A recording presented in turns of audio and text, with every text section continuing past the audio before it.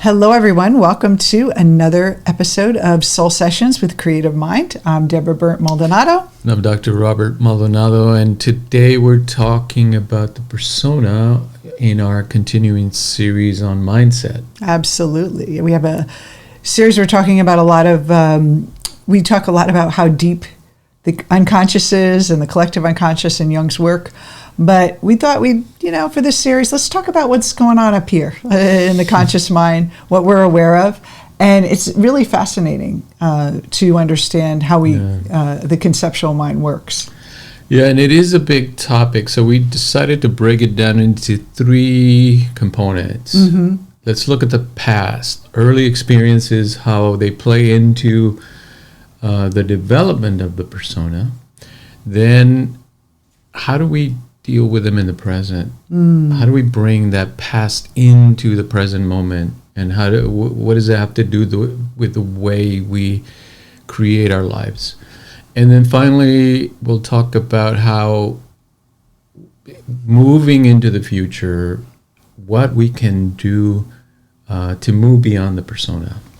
So why don't we start off with those of you who do not know, who haven't listened to our podcast, what is the persona? Okay. And it's a term that Jung coined back in his early days. But it comes from the Greek idea of the mask, where the actors would play different roles, and they would have because you couldn't see their faces, so they would wear these big masks of like a smile or angry, and they would have this mask that they would wear, and then also eventually to cover up their identities and play different roles. And even in the early days, women weren't allowed to perform, so they would have men play women's roles, so they had to wear the costumes to cover it up. But I love it. The idea of the mask is because that's really how we go out into the world, how we live our life. Yeah. So how would you say we develop this persona, or the concept of the persona, which is our, he says it's the social uniform, our clothing that we put out, just like we don't go out into the world naked. It's this kind of clothing that we put on to interface with the world. Yeah, so I thought we'd start with a little neuroscience, a little social neuroscience, because then it sets the stage for why do we need a persona in the first place. Sounds good to me. So what we know from current work in neuroscience is that the mind, through its interaction with the brain, or through, let's say, processing sensory information in the brain, it creates this illusion that we live in the present moment, right? It gives us like a stage to walk onto and to feel like, oh, I'm living right now in this present moment. I have memories, I have hopes for the future, but the present moment becomes our central stage for acting, right? In the moment.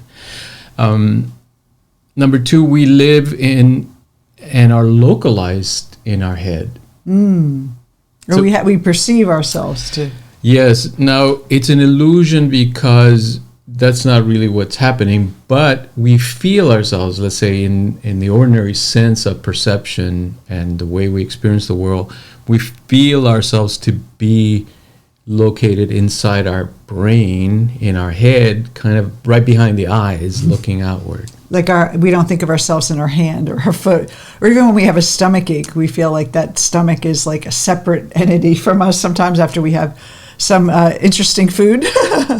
But it's the brain, like we feel like everything is here. Yes, everything is happening in our brain. Like we point to our head, right, when we say, or I'm stressed. I'm stressed. And when I would ask people where they feel an emotion, a lot of times they would say their head, because weren't so disconnected from the rest of their body. Right. The third element is that we have free will or autonomy. Now that's an illusion in the sense that we're not taking conditioning into consideration. So we have free will, but we're conditioned, so we don't. No. What I'm saying is that the current neuroscience teaches us that there is no such thing as free will. Not for the ordinary person, because everything you're acting out every action that you're taking is essentially a reaction to past conditioning. So let me correct. I meant to say we have the potential for free will, Yes. but the conditioning prevents us from having that. That's right. Okay. So the perception of free will, let's say the feeling that we have free will, that We're making choices. that we're free to choose, yes, is an illusion. Okay. The fourth one is that there is a consistent self. But in this case, I mean, this is the language of neuroscience, but in this case, what they mean is that there's this I, this sense of I in our brain, mind, that is consistent. In other words, when we wake up in the morning, it's the same you that you experienced the day before and the day before and, back into the beginning of your life. That is an illusion. Anyone who has studied Buddhism or Vedanta can relate to that idea, that there is no true or no I, no ego to speak of, right? If we dissect the brain, we don't find an I in there. We don't find a center that says this is the I. It is a perceptual illusion that the brain creates for us. And so what does this have to do with the persona? This takes us right into the persona, because that means that I needs a narrative. It needs a story. So every one of you listening has a narrative, right? It's a life story. It's a drama that defines what you've been through. Your memoir. Yeah. That everyone thinks I'm going to write a memoir. And everyone's like, well, unless you're famous, and most people don't want to read a memoir, or something incredible happened to you. But we've all had incredible lives and are incredibly interesting, but to ourselves only. Yeah, and then even what is. we remember is not exactly what actually happened. It's our perception of what happened. So the way we construct memory is not like truth. And so I'm actually going to go visit my family this week, my sisters and my brother, and I'm sure we're going to have many different conversations about what we remember of how things were when we were kids. We always say, no, that never happened, or this happened first, because we all remember it a certain way from our perspective. So we have the story and we have the memory that we're working with. Yeah, and that story, back to kind of the illusion that our brain mind creates, is that it happened the way we experienced it. Almost as if, like if you asked anybody that was there when you were a kid, they would recount the same story. But we know that's not true. Like your situation with your family, if you ask them, do you remember that incident? They'll have a completely different version of what happened and how it felt. But the way I remember it is the right way. I'm just kidding. But that's the illusion, right? That it feels like, of course, my perception is the true way because I saw it. I was there. And so can we tie that idea that we have this memory and this consistency of us, this I experiencing all these things, and then when we create a persona, it's kind of driven by that narrative. It's driven by our assumption of what happened. And then this persona is like, would say personality traits that you would say, like, I'm nice, I'm kind, I'm educated, I'm loving, I'm funny, I'm easy to get along with, I'm hard to get along with, I'm demanding, or whatever that is, talented. And so this persona is what we want the world to believe we are. And even though inside we may doubt that the act we're putting on is real, some people really believe that they're that great, and but it's very rare. And that's why they talk about that imposter syndrome, because we have this concept of ourselves, and then the part of us that we let the world see, or we want the world to see, is a little different. Yeah. So going back to the experience of the family, because we're born into a family, and the first adaptation that the individual child has to make is to adapt to the family. right? It makes sense. If you're accepted by your parents and your peers, your siblings, then there's a pretty good chance you're going to survive because you're part of the clan.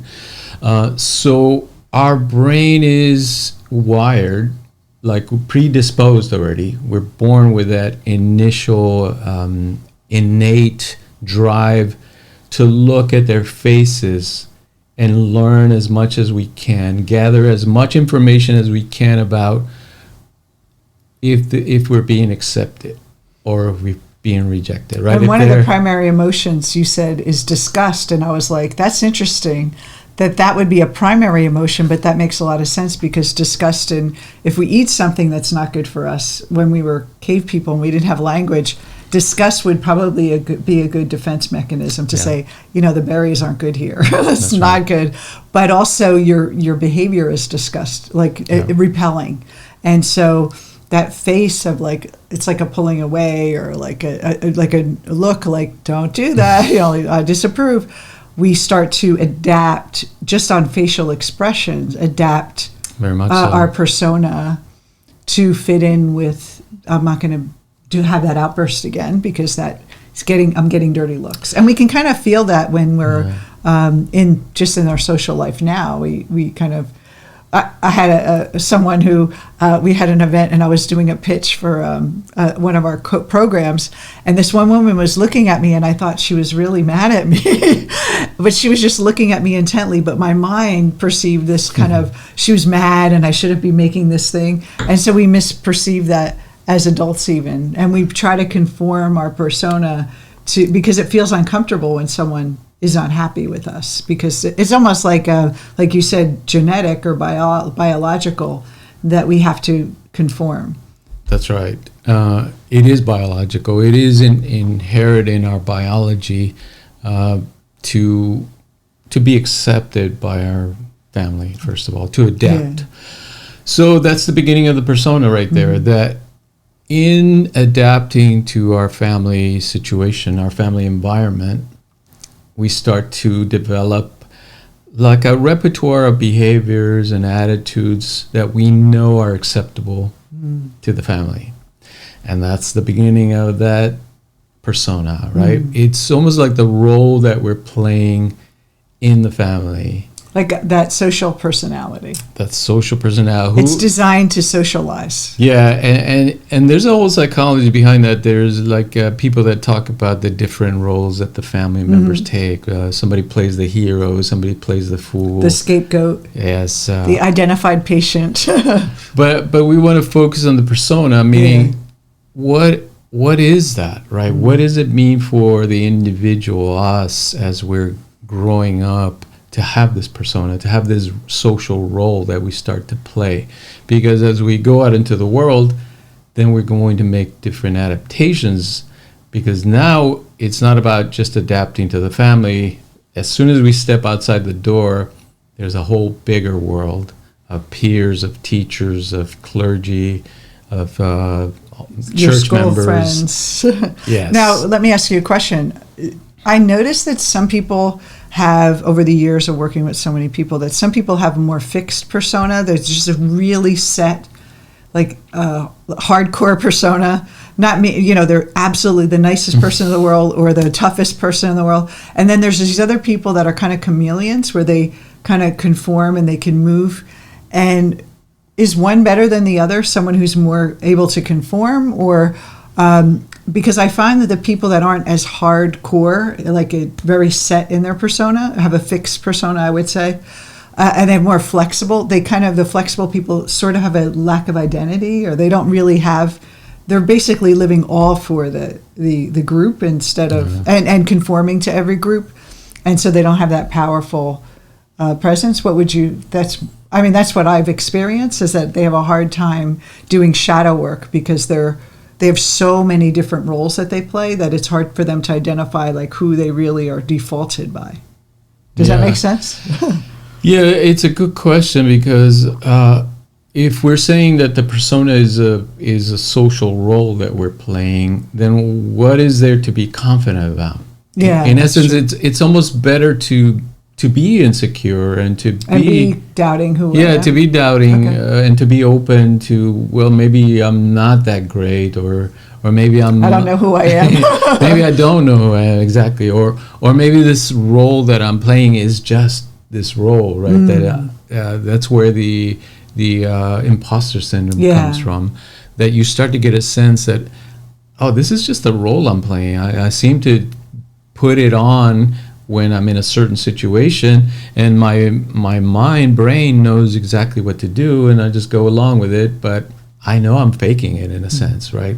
And we all know that, because when we see someone that we really wish we could like smack them across the face or yell at them because they're kind of been mean to us, we act pleasant because we don't want to cause a fight, and we just like, oh, it's so good to see you, and even though it's not good to see them, or you put on that face that you're just like, you pretend that you're someone else. The great pretender. So the persona is really that pretend self, like a false personality that we prop up, and it's really designed to keep people from getting inside, like see how you really feel, and survive in the world, like to fit in, but also hide your true feelings in a way. Yeah, so this is where Jung says there's nothing wrong with creating a good persona. The mistake that most of us make is that we start to believe we are that social role, that we start to identify with our persona, in essence, with the role that we're playing. So I have another question.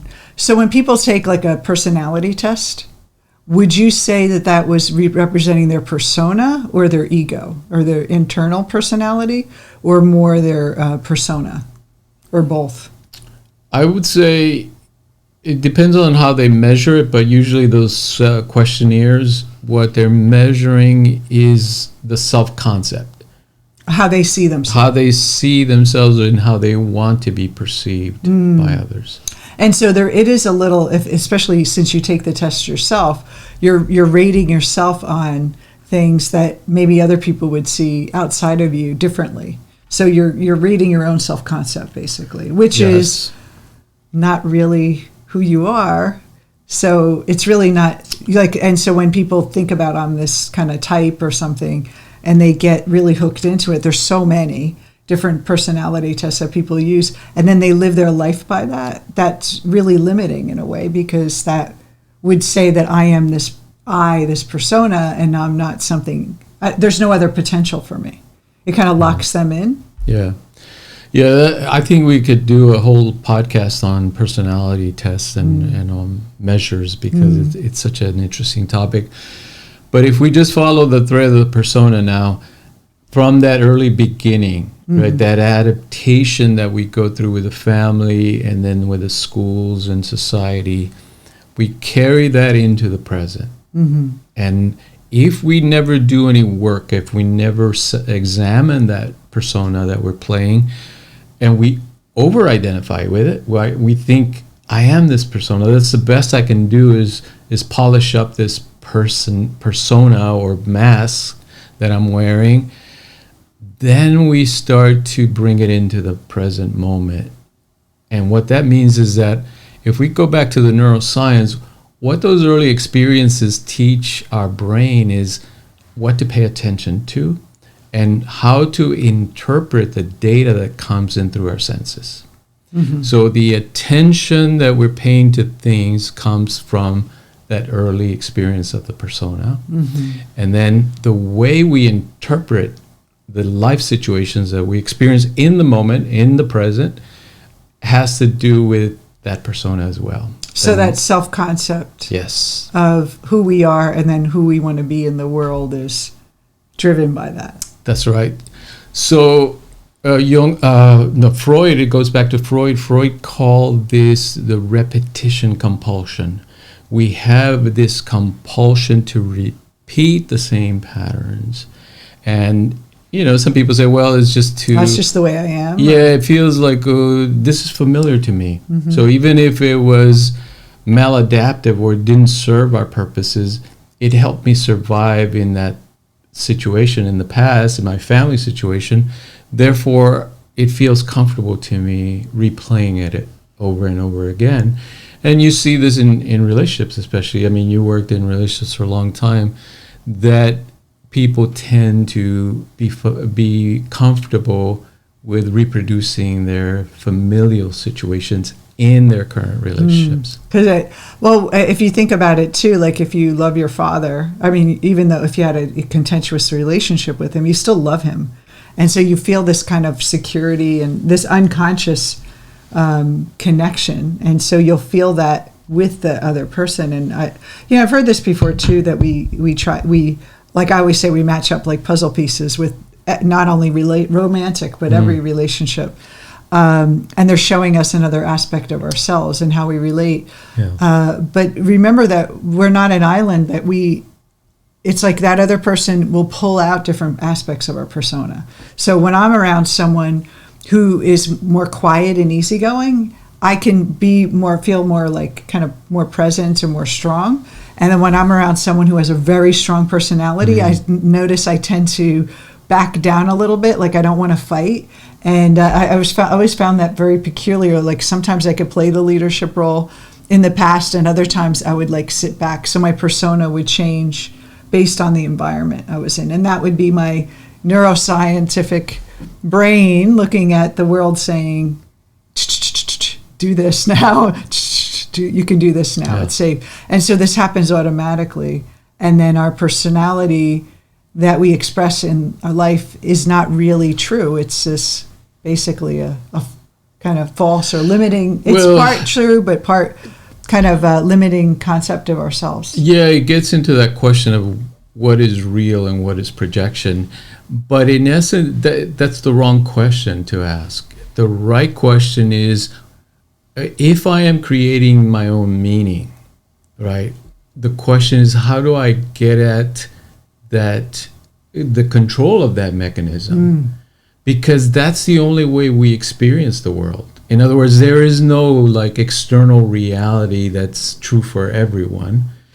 The only way and the only thing we have access to is our own subjective experience. I know, it's so amazing. We think that everything is so fixed and objective, and our life is really just our own. Like you said, we developed our own story from the past, and now we're in the present, and we're retrieving old data. Yes. And we're repeating old data because it's safe and familiar, and then that's where we kind of piece together meaning in a way. Yeah. But we don't realize that we assume that's the way it is versus it's just the way we were conditioned to be. That's right. And so Jung thought about this process to free our mind from that compulsion to repeat the pattern, to repeat the past in essence. He called that individuation. Individuation allows us to break free of that compulsion to repeat the past. And the self-concept can evolve. Yes, because if the persona is a role that we're playing, that means there must be a true self behind that. Like, who is the actor? Who's the actor putting on the mask? That's right. Who's the real actor when the play ends and they take off their mask? Who is behind that mask? Like the Wizard of Oz, where the great powerful Oz, and then he's the little man with who's running the controls in the back. That's really our true personality.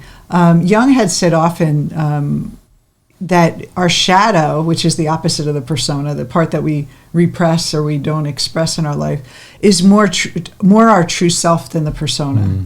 And I found out when I read that, I was like, wow, that is interesting, because truly there's aspects of the shadow that are really authentic that we aren't allowed to express because of social.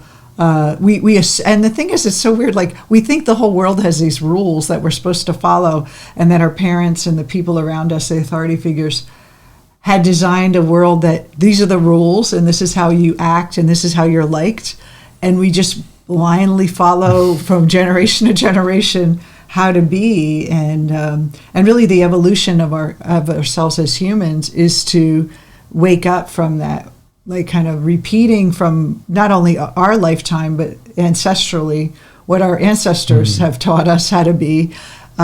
We can really change the world and change the concept of what a human is, and then when you have children, they'll have a different set of rules that we follow. It's not as rigid or not as unconscious. Yeah. So if you understand these concepts, right, then you start to see that what is this, let's say, the way we play out society.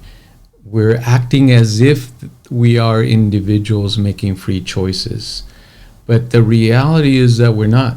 We're acting out of past experiences. We're acting out of these intergenerational patterns that have been passed down to us. The individual does not exist the way we think we do, as persona anyway. Well, I was thinking about this when we were going to do this call. It's sort of as if we imagine who we are. Like we were using our imagination as children to piece together who we are, and we create this character in our mind that is like writing a character in a novel. We like, who is this character? What are they like? What's their backstory? And we kind of construct our own self-concept, and we think it's based on something real and solid, but it's just part of our imagination. So if we can create that out of our imagination, then really, truly, we're free to become who we're meant to be, our true self. There's no one stopping us from doing that. Except ourselves. Except ourselves. Which is very powerful. Which is like the worst, the hardest part. Like if it was other people, it would be easy. But if it's yourself, it's... Yes, it's doubly hard because we know our own fears and we know our own passwords and everything to our own mind. In other words, we know what scares us and we know how to keep that at bay. And what scares us, we can say, is the shadow. It is the thing or the set of things, emotions, patterns of thought, personality traits that we say, if I show this to the world, I will be rejected. And so we hide it. So a perfectionist persona would have chaos in their shadow or a mess. Yes. Someone who's a creative person who wants freedom and not want to have any kind of accountability, in their shadow is someone who's like very rigid and very structured. And so, but what the goal is, why are you afraid of that? Why are you afraid of structure? It's okay to be creative. It's okay to be any personality. There's nothing right or wrong about any of them. But it's that, why is it, what are we pushing away, and why is that such a threat? Do we not feel like we're going to be accepted? That's it. Yeah, and because so like someone who's like a goth person who's like everyone else in their family is like, Christian or very, Brady Bunchy looking, the very clean and like conservative. And then the one child is just the rebel. So she's basically rejecting that conservatism. It's not that we think that she's being an individual, which is very actually brave to break away, but you're doing it in order to push away something else. And so it's not really free choice. You're doing it to compensate or rebel against something. So when we talk about creating your true self, it's not about rebelling or transforming into something that's the opposite. I'm going to be a chaotic person now. It's about why stop pushing that away, so now we can act out of choice. Yes. And so we see that from the beginning, then, we're conditioned by early family experiences. In order to adapt, we have to develop this persona, like a role that we identify with that takes us into the present moment. But if we don't understand that what it is, right, we over-identify with it, and we're bringing those conditioned patterns then into the present moment. Now, the question then arises, how do I free myself from that? Is there a way to free ourselves? And is the answer yes, Rob? Please tell us. The answer is the shadow work. As we start to look at what have I pushed away to adapt, we start to integrate the shadow element, meaning all those things that we misidentified with or disidentified with, we said, that's not me, now become part of our awareness. It's like our forgotten self. are abandoned, like a part of ourselves that we abandoned, a part of ourselves that we disowned, and we have to bring it back into the fold, because that's really another. You can't be nice without having an aspect of not being mean. Like there's always opposites, so you want to have to integrate both. Yes. And so the true personality would be, say you do this work, you do the shadow work. So how would you describe is there a true personality? Is it, or do we just create a better persona? We get that question a lot. Yeah, we get that question a lot. And the answer is like this, that as you integrate the shadow, now you're more complete. So Jung calls this the true personality. That it's not just what you're presenting to the world and what you're identifying with as what's acceptable to society, and you're saying that's who I am. You're also including the things that were not adaptable in your past, and you're saying I am those things as well. The opposite of what I've been projecting outward, I am also those things. That creates a more wholesome, whole sense of self. That's the true personality. And you start to act in a much different way, because now you're more complete. You're not split against yourself. So when we get attached, some of us have had the gene of being the beautiful child and being the football star or the cheerleader young in life. A lot of people would say, wow, that's a fortunate, DNA mixture, and you got everything going. But I noticed that even as these people got older, they're kind of struggling. Like they're so attached to that persona that they end up, when they're aging, or they're not the popular one in the group anymore, it kind of like it's really hard for them. And so that's where we see that was just a persona. That's not like who we are. And so we're always changing.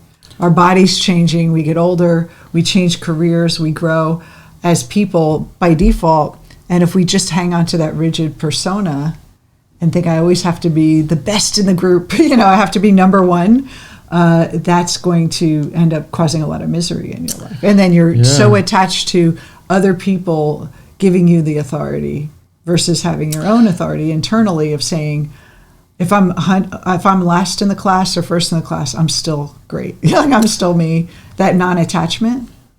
Well, it's almost a tragedy when people are successful at their persona, because now they think I've got it made. Why do I need to change if things are working for me? I'm getting the adoration, I'm getting the success, I have the relationships or whatever. But that's not the aim of life. The aim of life is to integrate the shadow. In other words, to move towards the unknown. It's very uncomfortable for people. There's a reason we push those things into the shadow, and Jung says the reason is that it threatens the persona that we've created. In other words, if we're successful keeping away the things that threaten our persona, we're locking ourselves in tighter into that role, and we're thinking I got it made, when in reality we're going to hit that brick wall at some point in our life, and usually it's going to be too late. Well, and on the opposite end of that, if you were the nerd like I was in school, I was the smartest one, but I was the nerdiest, I wasn't in style and very cool? quiet. I wasn't cool. I was not cool. And I remember when I met you, you said, were you nerdy in school? Were you a nerd? And I said, yeah, I could tell. And I used to be ashamed of that. I used to hide that, and I tried to compensate when in my 20s, to be fun Debbie and hide that I was smart and hide that I was, kind of a little more intellectual, and just wanted to be in the popular crowd. And I realized that when I really loved that nerdiness of myself. And so we can have a persona that's we identify with, because it's kind of who we fell into. And especially in school, we have all the labels and the groups. We had the burnouts, the jocks, the cheerleaders, the brainiacs, the drama people. Like everyone had their little groups, and so we end up thinking that's who we are. So it can limit us as well to go for being the leader, being the popular one, because we just don't identify with it. We secretly want to be there, but then we don't. And so we have a hard time being in the limelight because we feel we're not used to it. We feel that people are going to make fun of us like they did in school. And so all this stuff, like whatever persona you have or you created or this concept of yourself, you're still trying to, it's really not who you are. Yeah, I mean, what I've seen over the years is people that do have this difficult childhoods and adolescent years, they have an advantage in working through their shadow because they know the fakeness of the persona. They can see through it, right? They know. They have realer, more true friends too, like more real friends. Yes, that's right. And they're more comfortable in looking at their shadow, understanding that, oh, yeah, I have a little streak of rebellion in me, and I have a little streak of badness and all that, and coming to terms with that.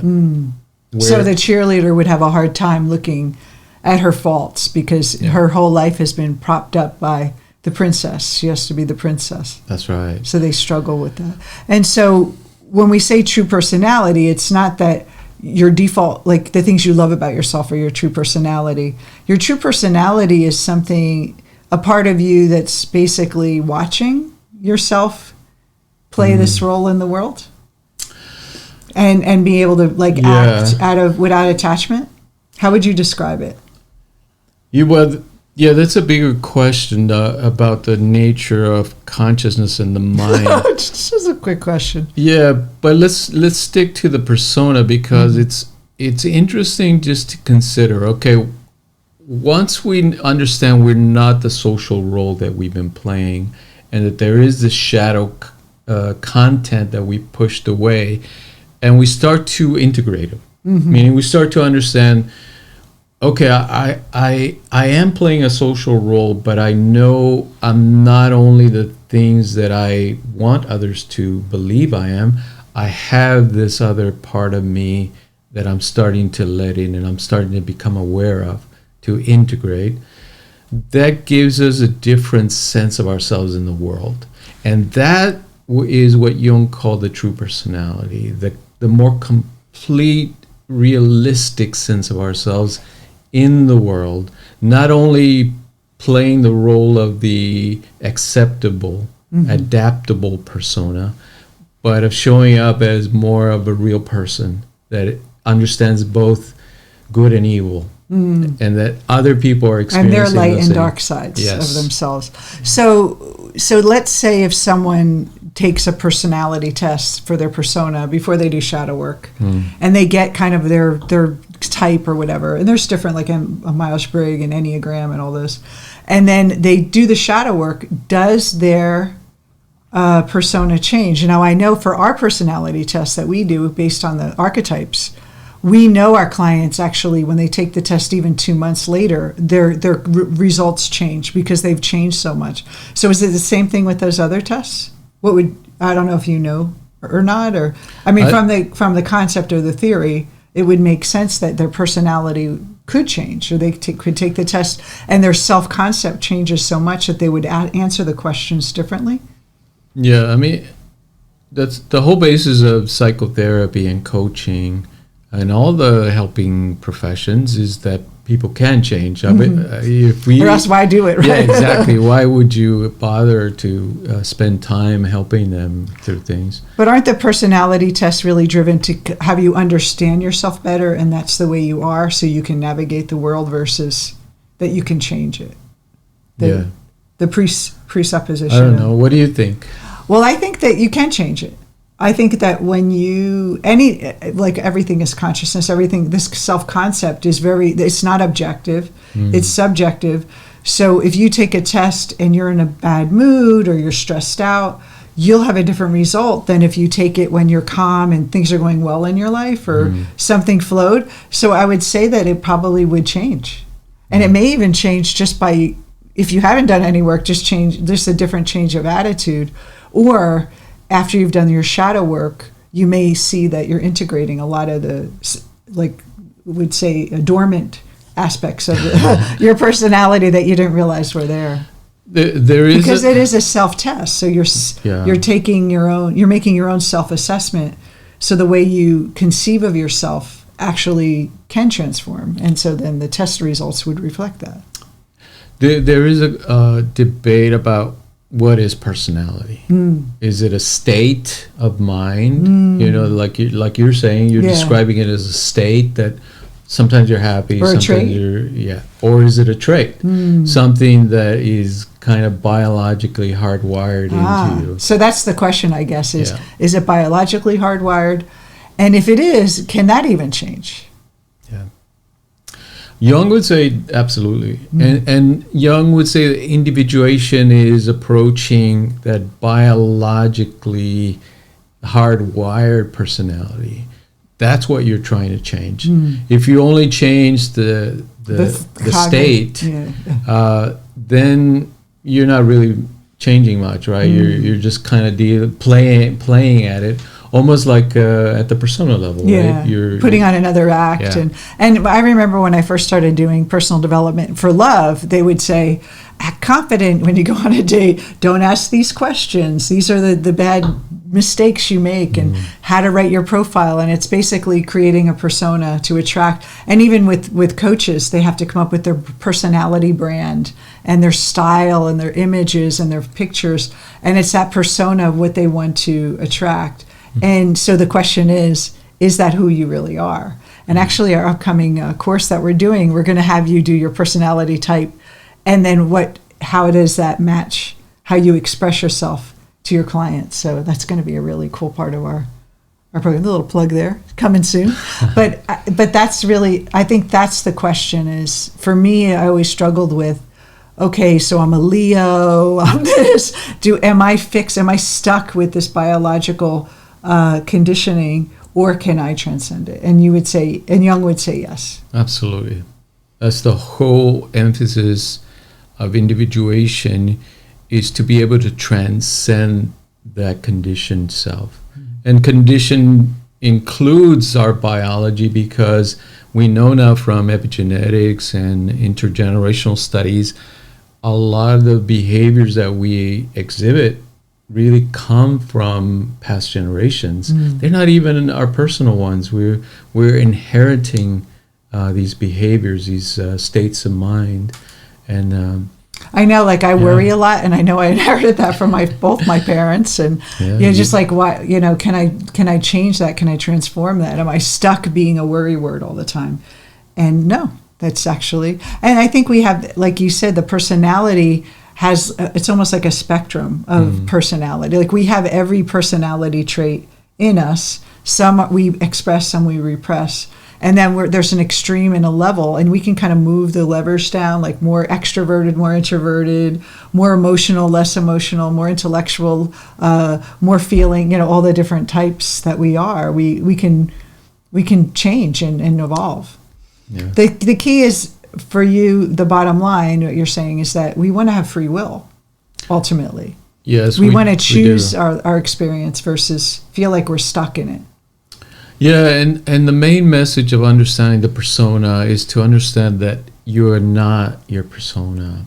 You have a persona just like you have a body, and it's useful, but only up to a certain point. That if you want to experience deeper dimensions of the psyche, you have to integrate the shadow, and that shadow then unlocks the door into the deeper parts of your psyche. Yeah, I mean, the shadow is like the first step, but you have to go through it.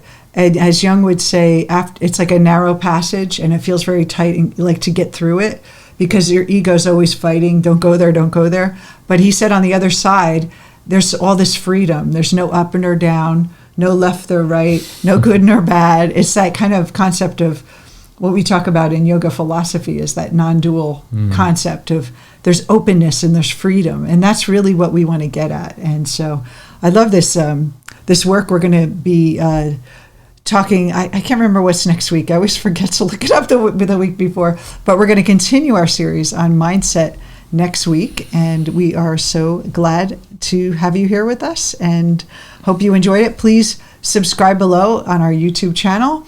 Make sure you leave a great or honest review of our podcast on Spotify. We're on iTunes. We'd love a review that helps us get more listeners and more people exposed to this knowledge. And I'm just excited to see what next week brings. How about you, Rob? All right. Yeah, same here. Thanks for watching. Take care. Bye-bye.